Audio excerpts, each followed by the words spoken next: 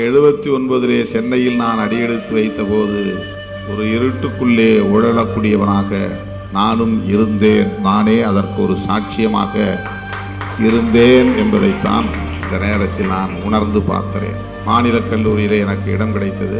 கல்லூரியில் இடம் கிடைத்ததும் நமக்கு தங்குவதற்கு விடுதி கிடைக்காது.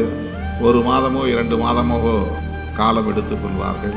அந்த ஓரிரு மாதங்களை எப்படி கடப்பது, எங்கே தங்குவது, எங்கே சாப்பிடுவது, எவ்வளவு பெரிய சவால் இது.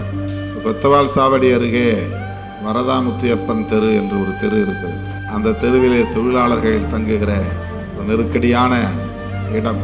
அந்த தொழிலாளர்களுக்கென்று சமைத்து உணவை வியாபாரம் செய்யக்கூடிய மெஸ் என்று சொல்வார்கள். அது ஒவ்வொரு இடத்திலும் இருக்கும்.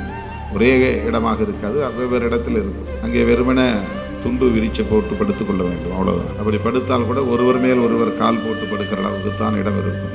இல்லை என்றால் உட்கார்ந்து கொண்டே தூங்க வேண்டும். ஒருவர் கழிப்பறைக்கு போனால் இன்னொருவர் காத்திருக்க வேண்டும் மணிக்கணக்கில். குளிப்பதற்கு ஒரே ஒரு பாத்ரூம் இருக்கும், அதுலேயும் கதவு இருக்காது.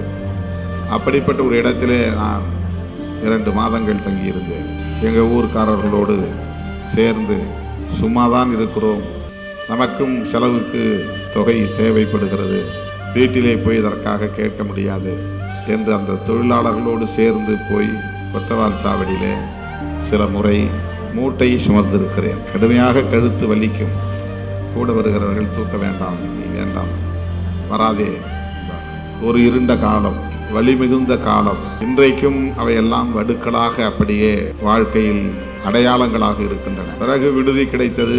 சைதாப்பேட்டையில் இருக்கிற MC ராஜா விடுதியிலே தங்கி 5 ஆண்டு காலம் பயிலுகிற வாய்ப்பு கிடைத்தது.